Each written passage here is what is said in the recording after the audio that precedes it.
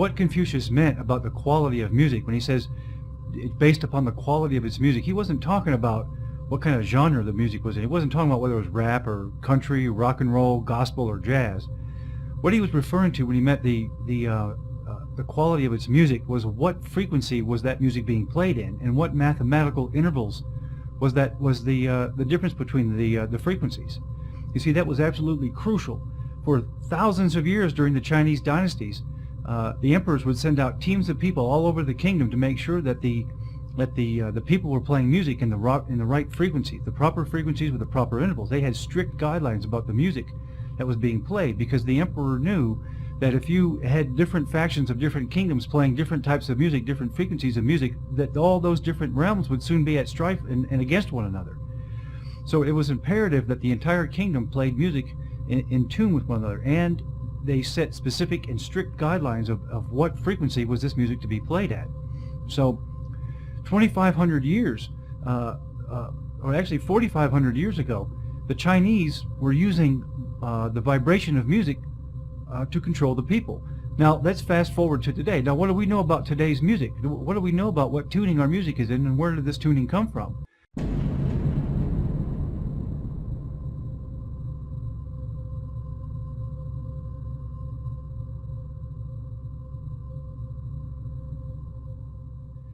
The intention of this video is to improve your knowledge of musical vibration. I mean, what do we really know about music? The air vibration of its sounds are physical and measurable, yes. We know that a singer can shatter a glass with their trained voice. Troops marching across a bridge in unison have been known to collapse that bridge unless they break their rhythm before marching across it. Even subsonic vibrations which precede an earthquake can cause animals to become disoriented, thus driving them from the area. I mean, we are dealing with a very impressive force. Today, extensive research has shown that music can speed or slow your heart rate, relax or jar your nerves, affect your blood pressure, digestion, even your rate of respiration. And I'm sure I don't have to tell you that music can also affect your emotions and desires. It can have a very significant influence on your mental processes, and in turn can influence an entire society, as the Chinese knew over 4,000 years ago. So where did the frequency of today's music come from? Just about the entire modern world uses the standard concert pitch of A equals 440 hertz. Now what this means is, on a piano, for example, the A above middle C is tuned to 440 hertz. Then all the rest of the notes are tuned around this frequency. But the problem with this is there's absolutely nothing harmonious, either biologically or cosmically, with the 440 hertz frequency. So why are we using it?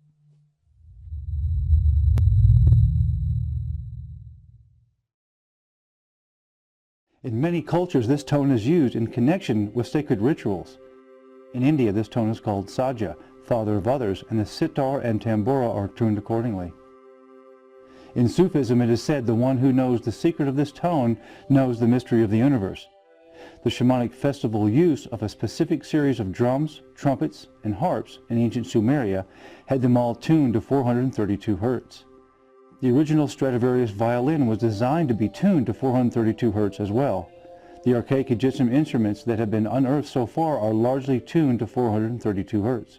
432 hertz touches the full 12-scale octave overtones of all music in creation, whereas 440 hertz only touches 8 octave overtones, leaving out an entire section of the complete musical resonance of the universe. The diameter of the moon is 2,160 miles, which is 432 times 5. The diameter of the sun is 864,000 miles, which is 432,000 times 2. The precession of the zodiac equinoxes takes 25,920 years, or simply 432 times 60. Half of a day, or 12 hours, is 720 minutes, or 432,000 seconds. The harmonic 6 of the 432 is 720 hertz. There are 432 Buddhist statues at Mount Meru and 72 stupas.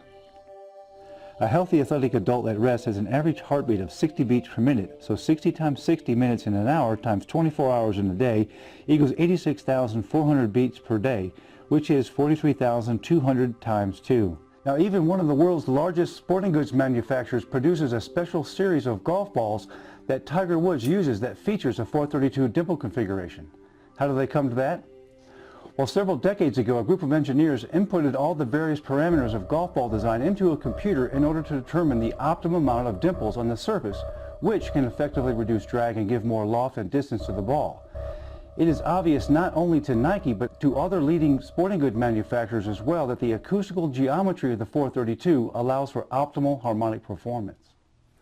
So they obviously knew that the 432 was embedded in the very workings of the cosmos. For example, it takes 25,920 years for a complete precession of the equinoxes.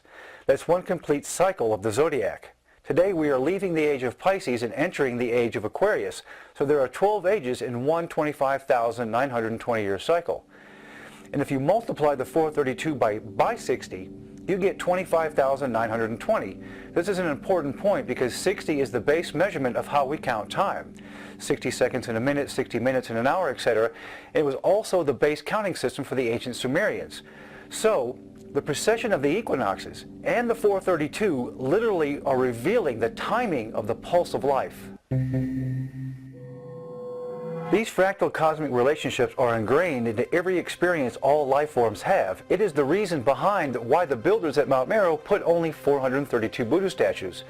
Simply, our higher consciousness is being harmonically inspired to acoustically resonate with the overall frequency of the cosmos. Now, for example, let's take one of the most infamous numbers in the Bible, the 666, which is said to be the number of man. And let's look at a quote by the ancient philosopher Pythagoras, which states, "Man is 2 octaves below God." Now, if we go back to the 666, and what if we interpret that to mean 6 times 6 times 6? If we do that, we get 216, which is half of the 432, or 1 octave below the 432. So if man is the 216, then the 432 would represent enlightened consciousness by the 432 Buddha statues. Then 1 octave above would be 864, or the level of God. So the 432 is the vibrational level we are all moving towards. So according to the ancient Christian text, the Creator spoke through the authors of the Bible, and they simply wrote the words down. So if these are the actual words of God, then encoded in them could be some hidden patterns or even possibly some deeper insight into the underlying messages. When studying this topic, it turns out that a man named Vernon Jenkins found exactly that. In 1987, Mr. Jenkins, a well-respected lecturer at the University of Glamorgan, developed a system to reveal hidden patterns found within the original Hebrew text of Genesis. His process was to transpose the numerical value of the letters using the Arabic numeral system. He then used those numbers to determine a certain quantity of geometries, and his results were simply stunning. What you're seeing right now in this first graphic is a 216 unit outline triangle, and I actually replicated his work in a graphics program to see if he was correct, to verify his work. And in this graphic depiction, you see 216 squares or boxes that are all lined up perfectly to create a 216 unit outline triangle. So what Vernon Jenkins did was, he took the first words of Genesis 1 through 7 in this graphic, and you see in the beginning, Elohim created the heaven and the earth. Now in the beginning represents 913, Elohim 86. Now there's some contention about whether Elohim or God are the same thing. There's a difference in translation. But created is 203, and the asterisk you see represents 401, which doesn't have a direct translation in English. The heaven is 395, and 407, the earth 296, which equals 2701. So in the original 216 outline triangle, we can fill that perfectly with 2701 units of the same outline. And in the next one, words 6 and 7 and the earth have a numerical equivalent of 703. And in this graphic, you see a 703 triangle inset in the original 216 outline triangle. But one of the things to note is that all of the resultant 3 yellow triangles that you see all have 666 units each, which I thought was pretty interesting. The next group, we have words 4 through 8, the heaven and the earth, which has a numerical value in Hebrew of 1801. In this graphic, we see an 1801 hexagon inset in the original 216 outline triangle. And one of the other things to note is that each side has 25 units, the perimeter is 144 units, and there are 49 rows, which all are perfect squares. The next one comes from Genesis 1:2, words 2 through 8, which states, was without form and void, and darkness was upon the face of the deep. The numerical value of this is 1875, or 625 times 3, which gives us 3 625 rhombus insets. Next, words 2 through 8 of Genesis 1:2, and the spirit of the Elohim moved on the face of the waters. This has a numerical equivalent of 1369, or 37 times 37.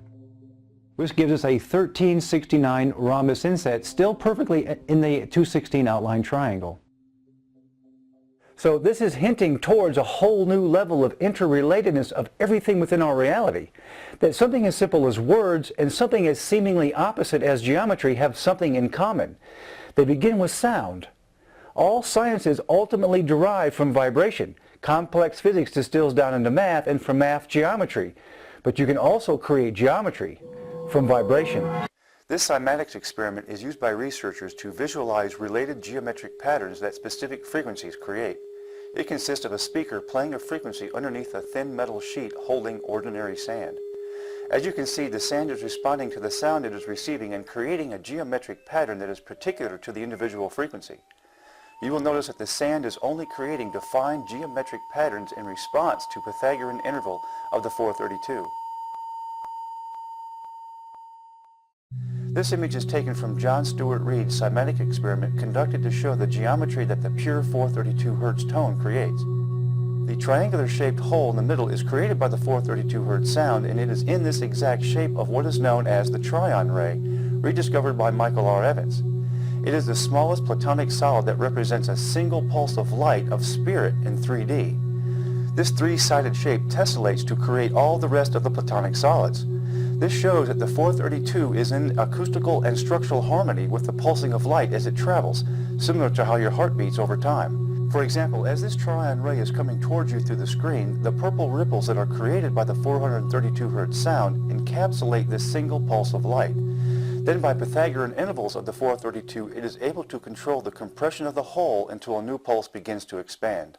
So, if all the sciences, physics, math, geometry, etc., can be distilled down and simplified to vibration, and music is vibration, then I think we should go back to understanding the principles of creation through music as the Pythagoreans once endeavored, remembering that this concept is probably one of the most reoccurring topics you'll ever find when examining the philosophies of our ancient past.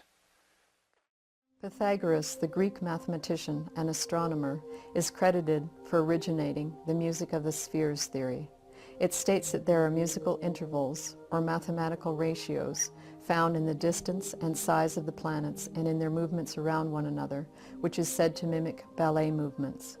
Pythagoras spent over 22 years studying with the great teachers of ancient Kemet, or what is known as Egypt today. Upon his return to Europe, he founded a school in Italy to teach mathematicians and philosophers about how the fundamental principle of creation is founded on the understanding of harmony in music. He had well over 2,500 students at his school, and even Galileo used the principles that Pythagoras taught as a base to develop his theory. The book of nature is written in mathematical symbols. Pythagoras' ancient theories are just as relevant today as they were 3,000 years ago. He is most famous for his discovery of the formula to find the length of the sides of any right-angled triangle, which is known as the Pythagorean theorem, which today plays a key role in our architecture and geometric sciences. Many other philosophers believed and taught for thousands of years that the key to this musical universe is in the science of numbers.